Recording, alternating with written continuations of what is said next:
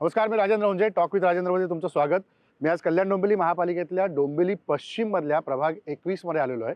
आणि प्रभाग 21 मध्ये हे जे मैदान तुम्ही बघताय, हे पूर्वी इकडे रेल्वेची 52 चाळ आणि रेल्वे मैदान म्हणून प्रसिद्ध होतं. इथे प्रचंड कचरा होता आणि या कचऱ्यातनं आता तुम्हाला स्वच्छता इथे दिसते. मुलं क्रिकेट खेळताना दिसत आहेत.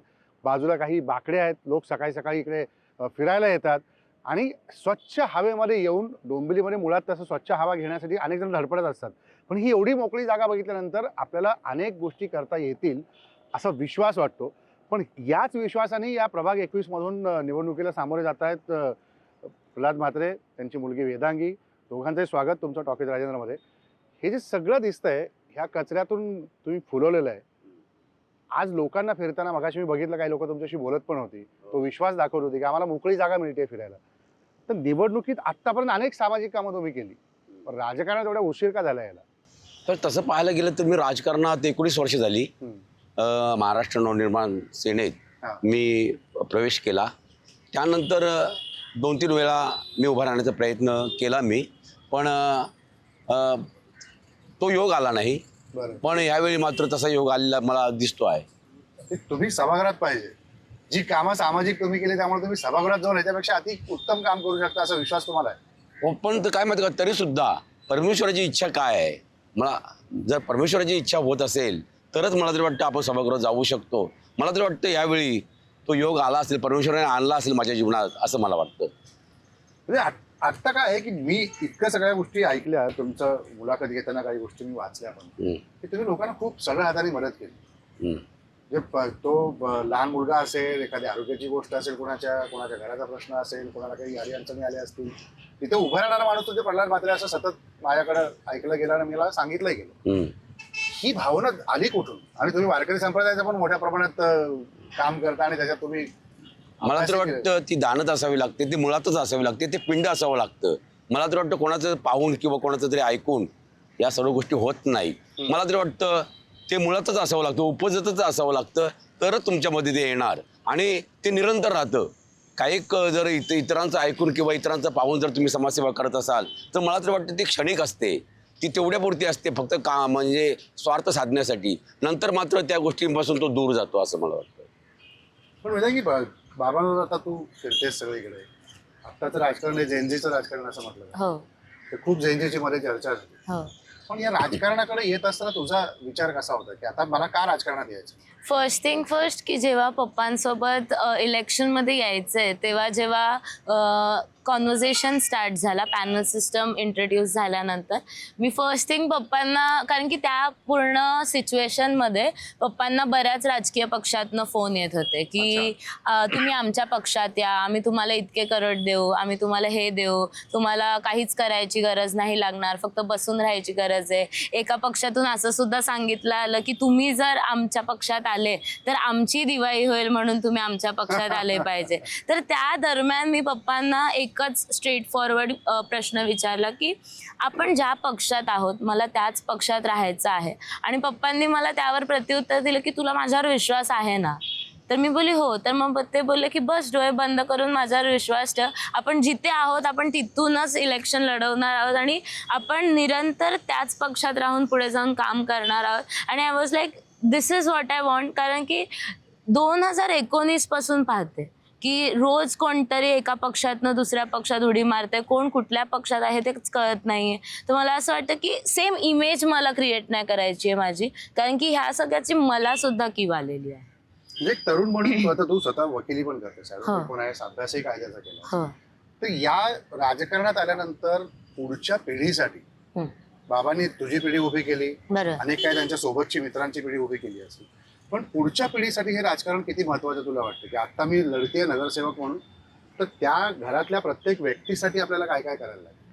मला तर असं वाटतं जेव्हा मी राजकारणात येईल किंवा माझ्यासारखे अनेक युवक राजकारणात येईल तेव्हा असं वाटतं एक डिसेन्सी येऊ शकते आणि पोटेन्शियल आहे डिसेन्सी यायची राजकारणात.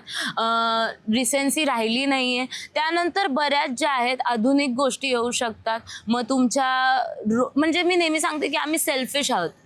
जे जेन्झीज आहेत, आमचा जो जनरेशन आहे सेल्फिश आहे. का तर आम्हाला माहिती आहे की आम्हाला लाईफमध्ये काय पाहिजे किंवा आमच्या कंट्रीकडनं आम्हाला काय एक्सपेक्टेड आहे, आमच्या लोकप्रतिनिधींकडनं काय एक्सपेक्टेड आहे. आणि म्हणून मला असं वाटतं की तेव्हा जेव्हा मी त्या शूजमध्ये येते, मी जेव्हा एक रिप्रेझेंटेटिव्ह बनते, तेव्हा मला सुद्धा माहिती असलं पाहिजे की मला काय पाहिजे. रोड्स हे ते बेसिक गोष्टीवर अडकलेलो आहोत अजून.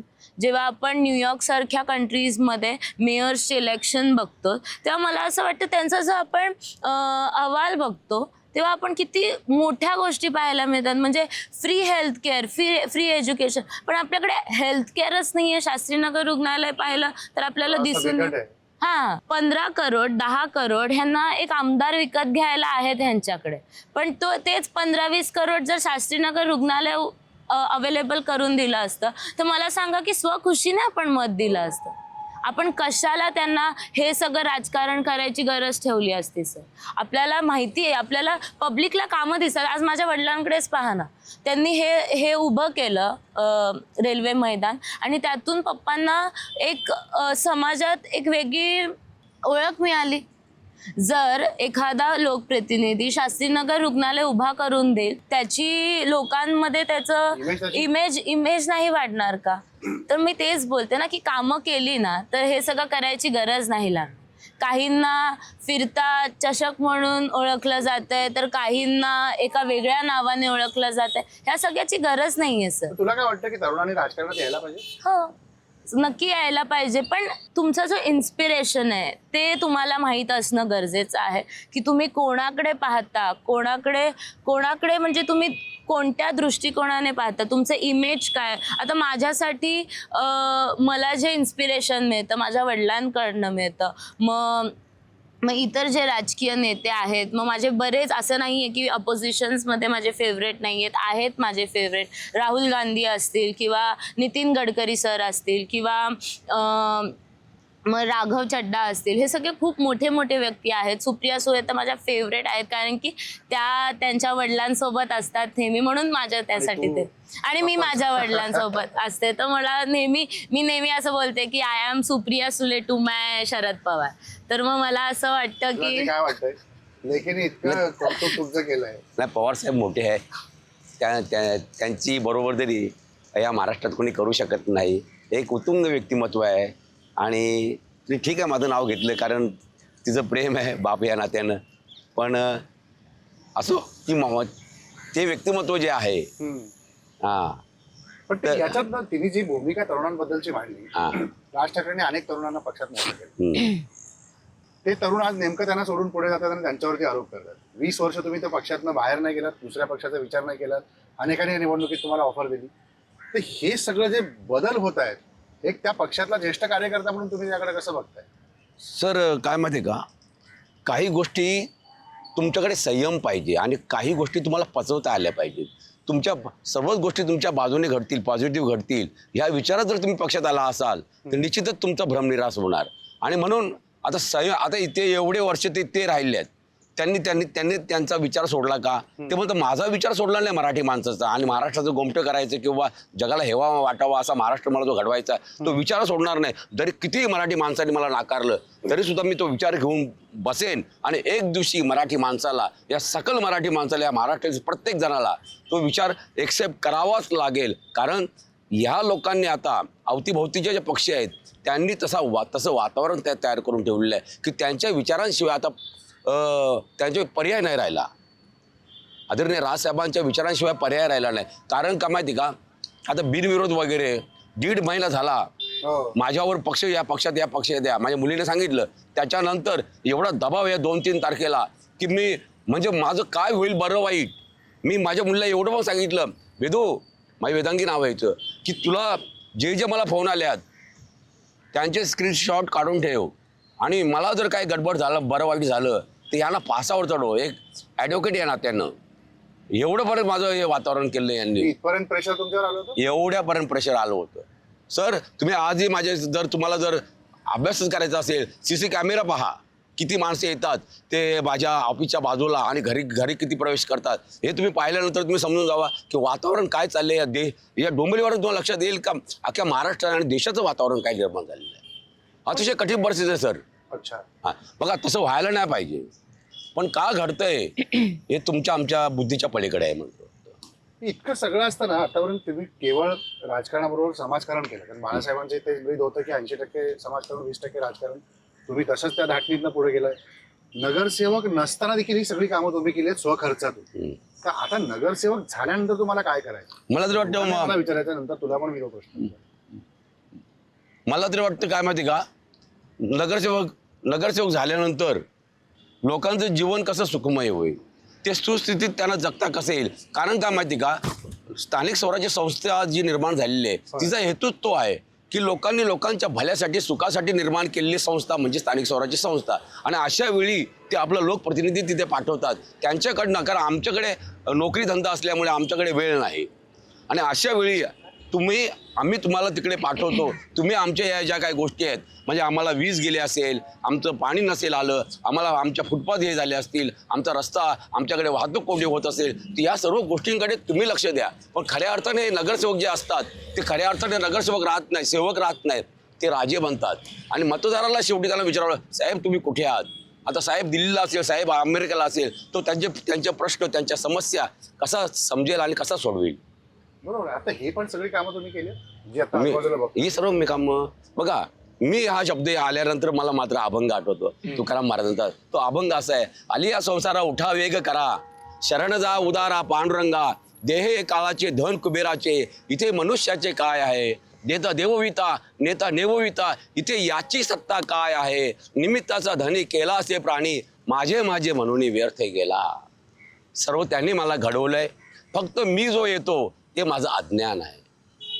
आणि म्हणून तो यावा नाही, पण तो अभंग मला सतत सांगत असतो, दक्ष राहा, तू नाही केलं बाबा रे. अर्जुनाला जेव्हा गर्व झाला की मी सर्वांना मारलं तू म्हटल्याप्रमाणे कृष्णा, पण तेव्हा श्रीकृष्ण म्हटला नाही, हा दुर्योधन जो आहे बेटा, हा दुर्योधन खऱ्या अर्थाने गर्भात सुयोधन होता, पण त्याला दुर्योधन मी बनवला.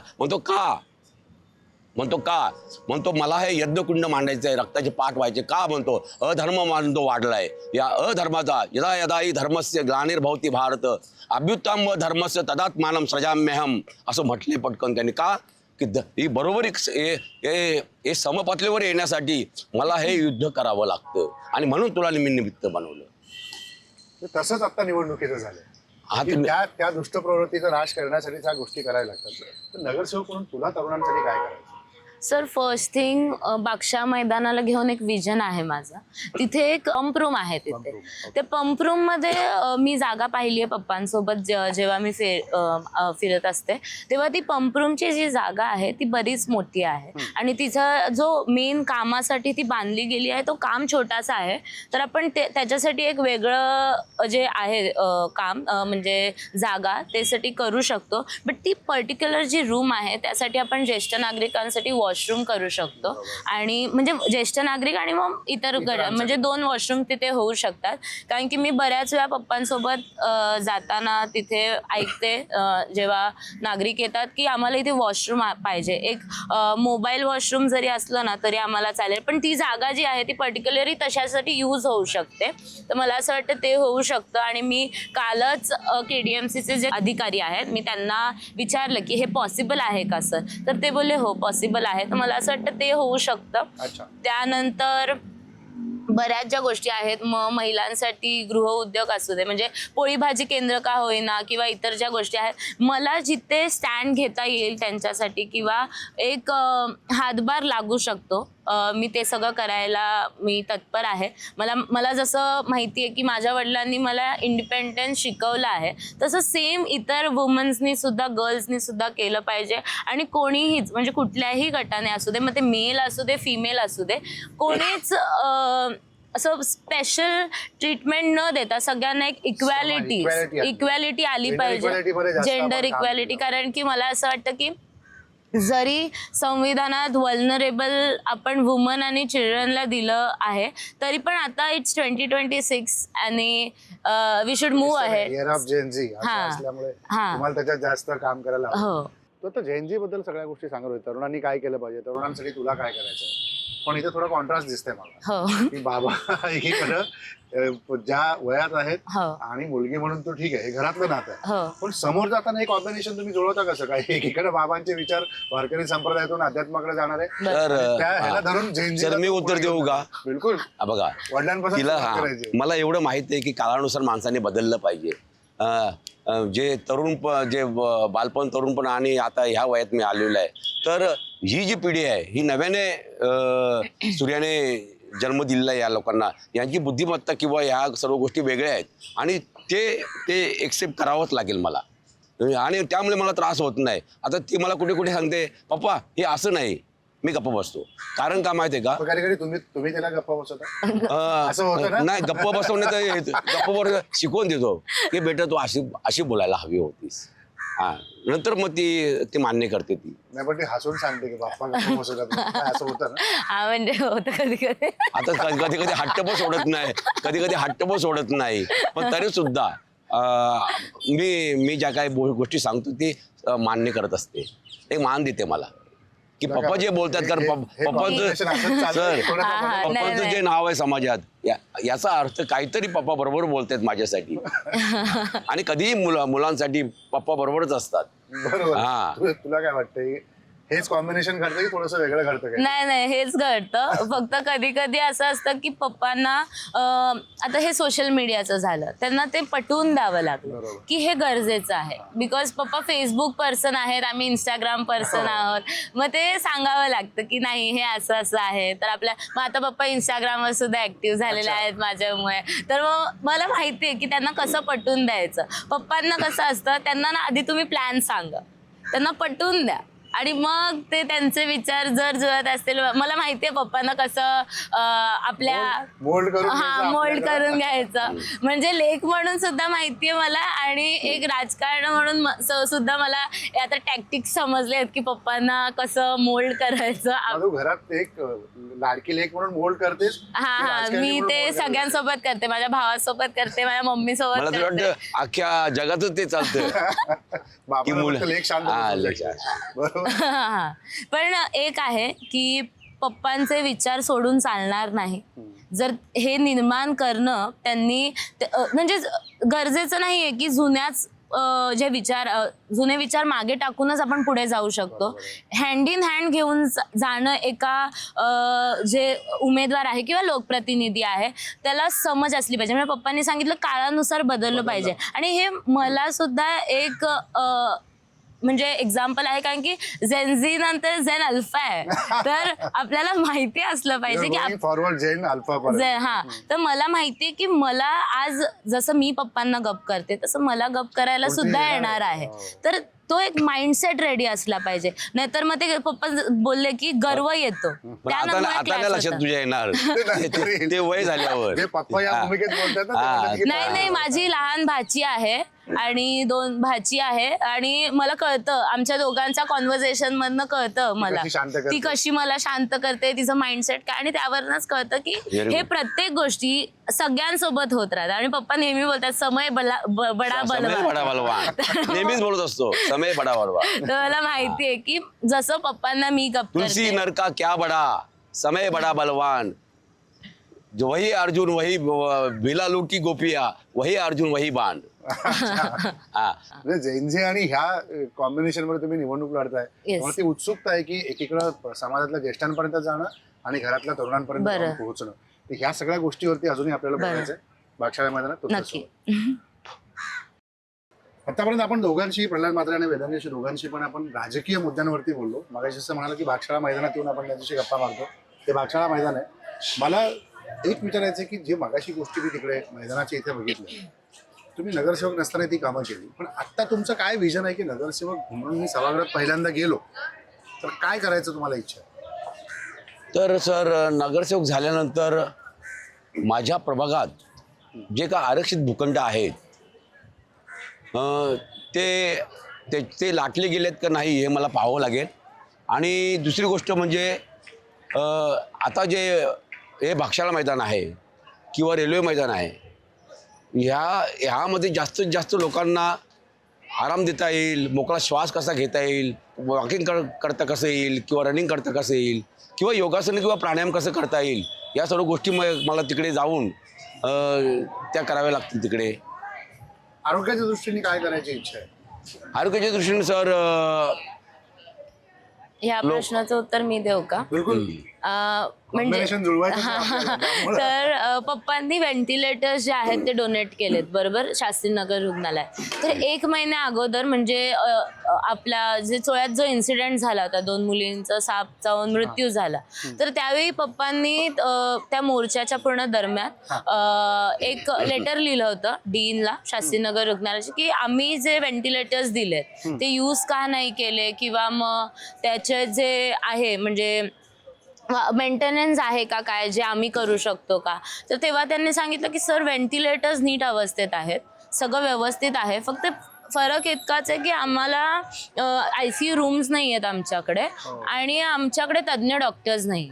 तर मला असं वाटतं की वाय नॉट पप्पां थ्रू किंवा माझ्या लेटर हेड थ्रू किंवा दोघांच्याही आपण जे लोकप्रतिनिधी आहेत म्हणजे जे आमदार खासदार आहेत, ज्यांचं लक्ष ज्यांचा पैसा आमदार फोडायला जातोय किंवा नगरसेवक फोडायला जातोय, त्यांना जर आपण एक पत्र लिहिलं की सर हा जो पैसा आहे तो तुम्ही शास्त्रीनगर रुग्णालय म्हणजे पुनरुपीकरण करायसाठी जर यूज केलं तर बरं होईल. म्हणून ते एक आहे की बिकॉज ते KDMCच्या पैशातून खर्चातून होऊ नाही शकत, त्याला एक मोठा निधी लागेल. तर वाय नॉट त्यांच्या नजरेत ते आणून ठेवणं. एक नगरसेवकाची ती ड्युटी असते की जे आमदार खासदार आहेत आपण समजू शकतो की त्यांना विधान भवनात बसायचं असतं, त्यांना लोकसभेत बसायचं असतं, विधानसभेत बसायचं असतं. तर मग आमची एक ड्युटी असेल की त्यांच्यासमोर हे जी कामं आहेत ते नेऊन ठेवणं. आता त्यांनी जर ह्यात पॉलिटिक्स आणलं की तुम्ही ह्या पक्षाचे आहात तर आम्ही निधी नाही देणार, जर तुम्ही आमच्या पक्षात आलात तरच तुम्हाला निधी मिळेल, हा त्यांचा लॉस असेल. आणि ह्यात त्यांना मग हेच सेम राजकारण सुरू ठेवावं लागेल. पण मला अशी अपेक्षा आहे की त्यांनी हे केलं पाहिजे बिकॉज इट्स हाय टाईम ना. हे आता गरज आहे कारण की प्रत्येकाला नाही जमत आहे प्रायव्हेटायझेशन. निवडणुकीपुरतं राजकारण राहायला पाहिजे, ती संपल्यानंतर राजकारणाच्या पेक्षा सगळ्यांनी एक होऊन काम केलं पाहिजे. हा नक्की एक होऊन काम करावं. कारण की आता बस झालंय असं वाटायला लागलंय की म्हणजे नक्की काय होतंय आपल्या देशाचं. एकतर डोंबिवलीत हुकुमशाही सुरू केली, आता ते 22 नगरसेवक आणून ठेवले, लादले गेले. तर मला असं वाटतं ज्या आपण खूप गर्वाने मिरवतो मी डोंबिवलीकर म्हणून, लोकप्रतिनिधी मिरवतात मी डोंबिवलीकर, पण तुम्ही डोंबिवलीतच हुकुमशाही आणून ठेवली आमच्या, तर मग तुम्ही कसले डोंबिवलीकर. तर मला असं वाटतं की तुम्ही प्लीज लक्ष द्या. आणि असं नाहीये की तुम्ही क्रेडिट्स घ्या, आम्हाला क्रेडिट्स नको आहेत, बरोबर. आम्हाला काम असणं गरजेचं आहे. कारण की आता त्या 2 मुलींचं जेव्हा प्रॉब्लेम झाला साप अँटीवेनम नसल्यामुळे, तेव्हा त्यांना आपलेच लोकप्रतिनिधी विचारतायत सर की तुम्ही प्रायव्हेटायझेशन का नाही पत्करलं. आता जी फॅमिली पीडित होती ती मला माहिती आहे ती प्रायव्हेटायझेशन अफोर्ड करू शकते, they are very rich in terms of money because ते माझ्या रिलेटिव्समध्ये लागतात. बट आज त्यांच्या जागेवर दुसरं कोणीतरी असतं तर तुम्ही त्यांना बोलणं किती स्टुपिडिटी असेल. आणि लोकप्रतिनिधी जेव्हा सांगतोय की सरकारी जे मूलभूत सुविधा आहेत त्या सोडून त्या आम्ही तुम्हाला देत नाहीये म्हणून तुम्ही प्रायव्हेटायझेशनमध्ये जा, हे खूप रॉंग आहे. सर मी एक प्रश्न तुम्हाला विचारू शकतो का सर? बिलकुल. कोरोना काळात मी 7 लाखाचे व्हेंटिलेटर्स मी शासकीय रुग्णालयाला दिले. त्याच्यानंतर ह्या ज्या मुली वारल्या साप चावून, त्याच्यानंतर त्यांना मी एक पत्र लिहिलं की मी कोरोना काळात दिलेल्या जे व्हेंटिलेटर्स आहेत 2 3.5 लाखाचे असे 2, तर त्या कोणत्या स्थितीत आहेत प्रश्न विचारला होता म्हणजे लेखी. तर त्यांनी उत्तर आले तिकडनं मला की तुम्ही दिलेल्या जे व्हेंटिलेटर्स आहेत ते सुस्थितीत आहेत, पण आमच्याकडे ICU रूम नाही आणि तज्ज्ञ डॉक्टरांचा अभाव आहे आणि त्यामुळे ते तसेच आहेत. तर मला काय म्हणायचं सर, तो एक मला प्रश्न विचारू शकतो मी की KMच्या धर्तीवर किंवा वाडियाच्या धर्तीवर याचं नव्यानकरण होऊ शकतं का? का नाही होऊ शकत? ती राजकारण्यांची आणि प्रशासनातल्या अधिकाऱ्यांची इच्छा पाहिजे. मग सर बदल घडवायला तुमच्यासारखी लोक सभागृहात गेली पाहिजे. आणि मग सर ते तर प्रचंड आहेत, मोठी शक्ती आहे, पण एका नगरसेवकाला या गोष्टी शक्य होऊ शकतात का असा कारण मलाच प्रश्न पडलेला आहे. का नाही होऊ शकत? कायद्याचा अभ्यासक तुमच्या बरोबर आहे. तर आपली साथ असेल सर्व मीडिया जो आमचा प्रयत्न तोच असेल की गोरगरिबांना तिथे न्याय मिळावा. मला अजून एक प्रश्न, मगाशी मी रिक्षातून येत असताना रिक्षावाल्यांनी सांगितला म्हणून विचारतो. तुमच्याबद्दल लोक पाठीमागं खूप चांगलं सांगतात. तो म्हणाले की एका मुलीचं घरात लग्न होत नव्हतं. तो प्रसंग मला माहित नाही, त्यांनी नाव नाही सांगितलं, कदाचित तुम्ही मला सांगा. घरात लग्न जुळत नव्हतं, घरातनं वाद होता, तो वाद तुम्ही सोडवला, लग्न लावून दिलं आणि तिला घर सुद्धा घेऊन दिलं. काय भावनिक गुंता होता? सर काय माहिती का, माणसाचा स्वभाव गुणधर्म असला पाहिजे. तुकाराम महाराजांचा एक अभंग आहे त्यासाठी, माणसाचा स्वभाव. तुकाराम महाराजांचा एक असा अभंग आहे, न लगे चंदना पुसावा परिमळ, वनस्पती मेळ हाकारुणी, अंतरीचे धावे स्वभावे बाहेरी, धरताही परी आवरेना, चुरे नाही जागे करीत्या जना, प्रकाश किरणा कर मुन, तुका म्हणे मेघ नाचवी मयुरे, लपिता खरी येत नाही. आज जो गुणधर्म आहे, जो परमेश्वराने मला दिलेला आहे, तिथे कुठेही माझी मनातला कुबुद्धी काही इथे मला हे साध्य करायचं नाही. कारण माहिती का, हे संचित कर्म आहे माझं. मायबाप सवे नये धनवित्त, करावे संचित भोगावे ते, म्हणून लाभ काय तो विचारी, नको चालीवरी चित्त ठेवू, आयुष्य शेवटी सांडून जाईल, नवेची साचार शरीर हे, तुका म्हणे काले लावेले बाप, मोज धरी पाप पुण्याची. सर हे संचित कर्म आहे. ते तुकाराम महाराज म्हणतात, जे तुम्ही कर्म चांगले कराल तर चांगलं तुम्हाला तिथे जन्म प्राप्त होईल. सर मी आता पुढचा विचार करायला लागलो की आपल्याला पुढचं जे आहे ते परमेश्वर. अजून बरंच काय करायचं, एवढ्यात निवृत्तीची घोषणा नाही, निवृत्तीची नाही सर, भरपूर जगायचं आहे. कारण का माहिती, जगत असताना हे संचित कर्म वाढवायचं आहे. आणि म्हणून काहीतरी भरून आलो देवा तुझ्याकडं असं वाटलं. कारण गोरगरिबांना किंवा आता या जगात आता लोकांनी जर माझ्यावर विश्वास ठेवला, निश्चितच त्यांच्यासाठी माझं देह जिथून ज्याप्रमाणे चंदन झिजतो आणि इतरांना परिमळ देतो, त्याप्रमाणे माझी संपूर्ण बुद्धी, माझा संपूर्ण देह हे लोकांच्या कामासाठी लावेल. बिलकुल खरं आहे. पण मला एक वेदांगी, जसं बाबाने आता तरुणांच्या बद्दल सांगितलं, तू पण सांगतेस, खास करून तरुणींकरता, मुलींकरता म्हणून तू काय सांगशील की त्यांनी राजकारणात यावं आणि ते कशासाठी यावं?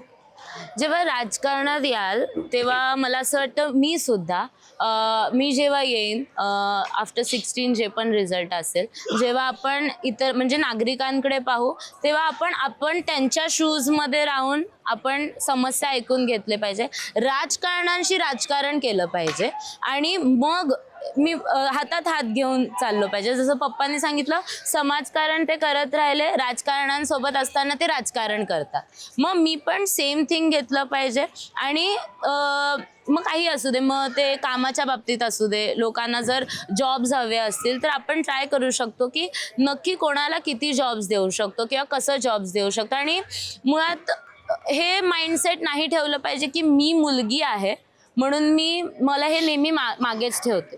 आता काल पण मी पप्पांना किंवा इतर दिवशी म्हणजे जेव्हा ठाकरे गटाची युती झाली मनसैनिकांसोबत, तेव्हा मला खूप जण सांगत होते पदाधिकारी की मागे राहू नको. बरं, मी ती चुकी नाही करणार आणि माझ्याकडनं एक्सपेक्ट पण नका करू की मी मागे राहीन. मला माहिती आहे की मला पुढे कसं जायचं आहे. जस्ट बिकॉज मी एक लेडी आहे गरजेचं नाही आहे की तुम्ही मला मागे ठेवणार. मला पण सेम माझे प्रश्न असतात जे पुरुषांचे असतात आणि मला माहिती आहे की मागे राहून चालत नाही. कारण की मी माझ्या वडिलांना पाहिलेलं आहे की ते नेहमी कामं करत राहिले आणि जेव्हा पक्षात पुढाकार घ्यायची जेव्हा वेळ येते तेव्हा पप्पांना दाबलं गेलं असेल, पप्पा हां ठीक आहे, हे जर माझं हे असेल, तुम्ही हा निर्णय घेतलाय तर मी सॅटिस्फाईड आहे. पण मी सॅटिस्फाईड नाही. I am very selfish. मला जायचंय पुढे म्हणजे मला जायचंय पुढे. आणि मग मी मुलगी आहे हा तुमचा माइंडसेट असेल. आणि मला असं वाटतं की प्रत्येक लेडीने असं विचार केलं पाहिजे की मी ह्युमन आहे, जेंडर काही असू दे माझं, मी लेडी नाही, मी ह्युमन आहे, मी एक इंडिव्हिज्युअल आहे आणि माझे गोल्स आहेत. त्या गोल्समध्ये जाण्यासाठी जर तुम्ही माझं जेंडरमध्ये आणत असाल तर that is wrong. That is your mindset, not mine. आणि म्हणून मी नेहमी पुढे जाणार की काही असू दे. आता मी जेव्हा एका पॉलिटिशियनबद्दल बोलतीये किंवा एका लोकप्रतिनिधीबद्दल बोलतीये, मला माहिती आहे की मी अजून जिंकून नाही आली. ह्याचा स्ट्रेट परिणाम कदाचित माझ्या सीटवर येऊ शकतो. पण म्हणून मी गप्प बसावं का? तर नाही. हे स्ट्रेट फॉरवर्डनेस आलं पाहिजे प्रत्येक नागरिका. मी आज उमेदवार आहे पण त्याआधी मी एक वोटर आहे. वोटर म्हणून बोलायचा तर अधिकार आहेच मला. तुम्ही मला हे नाही सांगू शकत की तू जर जास्त बोलत राहिलीस तर आम्ही तुझं तिकीटच कापून टाकू, नाही तर तुझा पत्ताच गुल करू. हे सगळं नाही चालणार. मला तुला एक विचारायचं आहे, खूप चांगला मुद्दा मांडलास तू. आता निवडणुकीत तरुण म्हणून उतरली हो. तर एक गोष्ट मला विचारायची की निवडणूक ह्या उतरल्यानंतर, अर्ज भरल्यानंतर उमेदवारांनी जिंकण्यासाठी निवडणूक लढतीयस की समाजकारणासाठी निवडणूक? मी दोन्हीसाठी करते. मी जेव्हा एक वोटर होती तेव्हा मी इंस्टाग्राम, ट्विटरवर खूप कॉमेंट्स करायचे की हे असं असलं पाहिजे, हे आता तसं. आपल्याकडे कॉमेंट्स येणार आहेत आणि मला माहितीये की देवाने सगळे कॉमेंट्स वाचलेले आहेत माझे आणि त्यांनी डिसाईड केलं की थांब आता तुला बघतो की तू काय करते जेव्हा तू या शूज मध्ये असशील. तर मला असं वाटतं की फरक पडेल आणि मी कुठेही चुकत असेल ना तर मी क्रिटिसिझम घ्यायला रेडी आहे. मला पाहिजे की लोकांनी मला सांगावं की वेदांगी तू इथे चुकतीये. आणि मला पप्पा नेहमी सांगत असतात की तू तरच पुढे जाशील जर तू तुझ्या चुका एक्सेप्ट करशील. सुधारण्यापेक्षा एक्सेप्ट करणं. माझं आणि पप्पांचं भांडणच त्यावर नव्हतं की तू तुझ्या चुका एक्सेप्ट कर. मग मला माहितीये की चुका एक्सेप्ट जेव्हा करेन तेव्हाच मला ऐकत नाही तरी तरी तक्रार आहे तेव्हा शेवटी गप्प बसावं लागतं.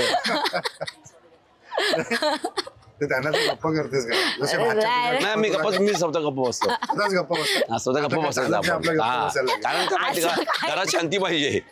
घरात शांती पाहिजे. शांती पाहिजे. जास्त कोण करतो? एकाने कमीपणा घ्यावा. नातवा आवाज करतात जास्त की ही जास्त? नाही नातू नाही भाची तुझे म्हणतेस ते भाची चुलत नाही हे आवाज करतात. हे जास्त आवाज करतात. आणि मग आपण काय मग पुस्तकावर ग्रंथ वगैरे वाचत राहायचं. त्यामुळे तो संयमीपणा तुमच्या संयमीपणा. खरं तर आगरी समाजात तुम्ही येता. आगरी समाजातला माणूस इतकं प्रकर्षाने अध्यात्मावर बोलणं, पण आगरी माणसाची प्रतिमा एक वेगळ्या पद्धतीने समोर मांडली गेली आणि ती मांडली जातीये नसताना देखील काय. पण तुम्ही इतक्या संयमीने शांत कसे काय? सर वयानुसार आणि जे आयुष्यात जी माणसं भेटली त्याने अनुभव दिले त्यानुसार माणूस शहाणा बनत जातो. एक संयमीपणा येतो आणि बस ही माणसे जी आपल्या आयुष्यात येतात तेच आपल्याला शिकवतात आणि त्याच्यातून एक अनुभव प्राप्त होतो आपल्याला आणि तो जो अनुभव असतो तोच आपल्याला संयमी बनवतो. बरोबर. पण यावेळची निवडणूक वॉर्डच्या पद्धतीने नाहीये, पॅनल पद्धतीची पद्धतीने. तुमचा 3चा प्रभाग आहे. 3चा. तर ही कशी तुम्हाला वाटते की सोपी आहे, अवघड आहे? नाही सर, का माहिती का, कामं केलेली आहेत म्हणून घरोघरी नाव आहे. आता पहा तुम्ही, भागशाळा मैदान असेल किंवा इथे 2 बोरवेल मी बसवले सव खर्चाने, त्याच्यानंतर रेल्वे मैदान आहे, असंख्य बाकडे, असंख्य माती वगैरे, अक्षरशः उकिरड्याचं मी नंदनवन करण्याचा प्रयत्न केला. आज शेकडो माणसं तुमचे ज्येष्ठ नागरिक तिथे बसायला जातात, तरुण तरुणी तिथे बसायला जातात, आनंद घेतात आणि त्यामुळे काय माहिती आहे का, घरोघरी चर्चेचा विषय आहे. पण तो मतांमध्येच फरक होईल का नाही हे कळायला काय मार्ग नाही. पण आता हे 16 तारखेला आपल्याला ते दिसून येईल. मी त्याच पद्धतीने का मला हे देतील नाही, तो ते मताधिकार तो त्यांचा अधिकार. तुम्ही कामं केली आहेत. बिलकुल. अजूनही काही रॅपिड फायर प्रश्न मला दोघांनाही विचारायचे. थेट उत्तर देण्यामध्ये दोघेही माहीर आहेत आणि दोघं 2 पातळीवरती 2 टोकावर एकमेकांना शांत करण्याच्या पद्धतीने कॉम्बिनेशन घेऊन निवडणूक लढतात. ही खरीच वेगळीच निवडणुकीची मजा आहे, वडील आणि लेकीची. त्यामुळे अजून रॅपिड फायर मध्ये मजा येणार आहे. त्यांच्यासोबत चहा घेऊया आणि रॅपिड फायर प्रश्न करूया. प्रल्हाद म्हात्रे आणि वेदांगी बरोबर मला रॅपिड फायर प्रश्न करायचे आहेत. चाय पे चर्चा. चहा दोघे घेतात, मी मात्र उकाळा घेतोय, कारण हिवाळ्यामध्ये रोज यांचे बोलून घसा केलाय माझा प्रचार, यांच्याबरोबरचे इंटरव्ह्यू करून घसा केलाय. मला सुरुवात तुमच्यापासून आणि नंतर तुला काही रॅपिड फायर विचारायचं, त्याची उत्तरं मला थेट अपेक्षित आहेत. प्रल्हादजी, राजकारणामध्ये कोणता नेता जास्त आवडतो, राज ठाकरे की उद्धव ठाकरे? तर दोघेही. जवळचा कोण?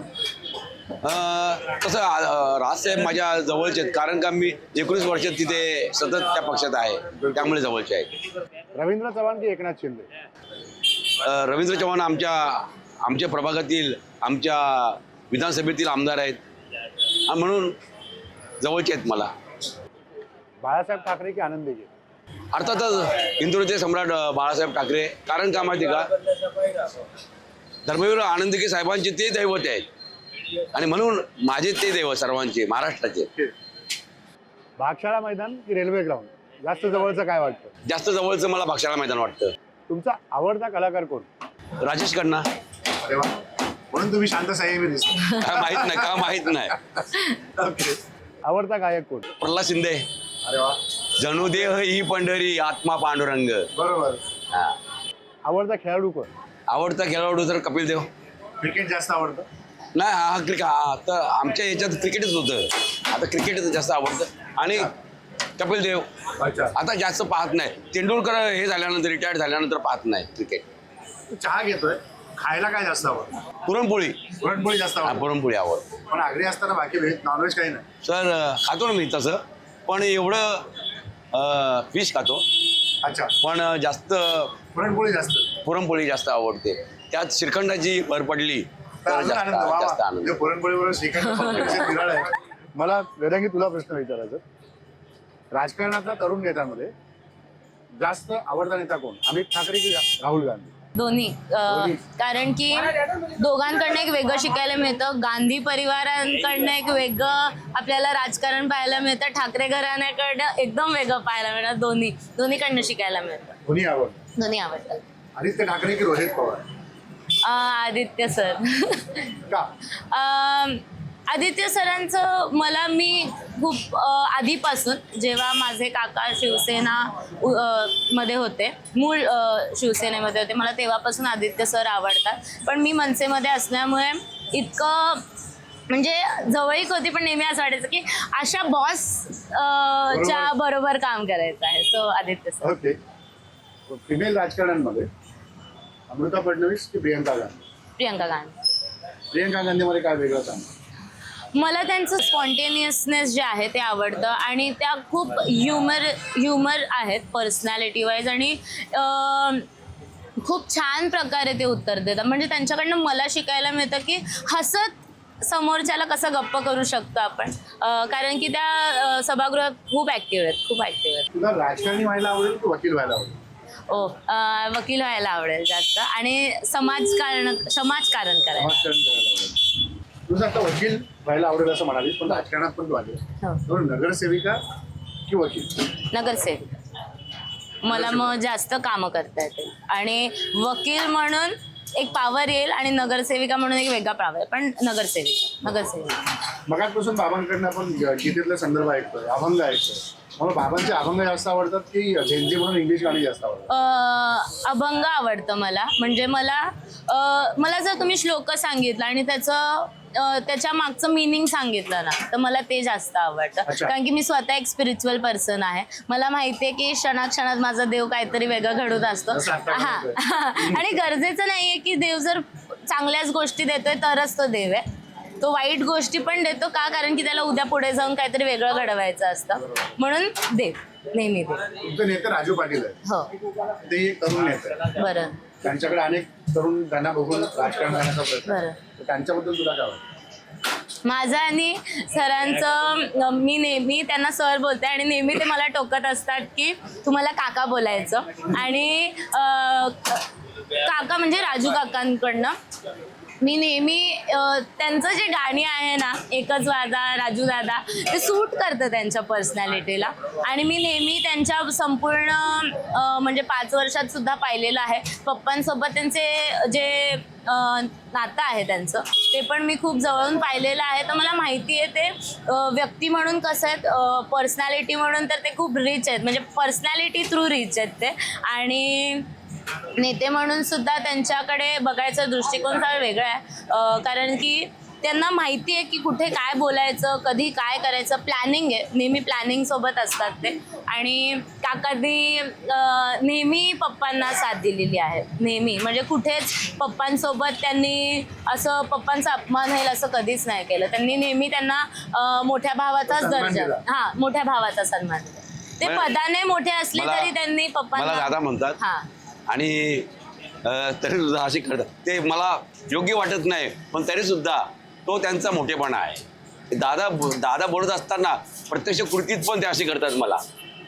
आणि तो मोठेपणा त्याचा फार सन्मान तुम्हाला दिला जातो. बिलकुल.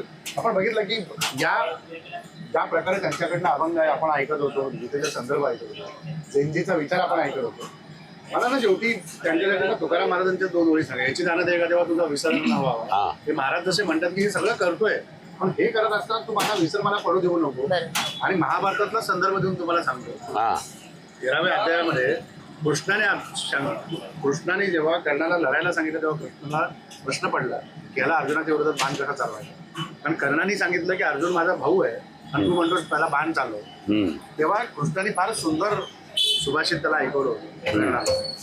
कृष्ण असं म्हणाला की हे कृष्ण दैवत्यम कुल जन्म मदायत्तम तो पौरुष. माझ्या 13व्या अध्यायामध्ये जन्म देणं देवा हाती असलं तर जन्माचं सोनं करणं हे आपल्या हाती असतं. ते तुम्ही दोघं करताय आणि बाबांची प्रेरणा घेऊन तू करतेस. हो. खूप शुभेच्छा तुम्हाला धन्यवाद Thank you. निवडणुकीसाठी. Thank पुढे you. सभागृहात तुम्ही Thank दिसा you. आणि या प्रभागाचा बदल होताना आम्ही बघायला परत एकदा येऊ. निश्चितच सर नक्की. निश्चितच. नमस्कार. थँक्यू. तुमच्यासोबत टॉपिक राहिलेलं इथंच थांबू. पुन्हा भेटू नव्या नेत्याचं नवीन प्रश्नांचं पुढच्या प्रभाग. नमस्कार.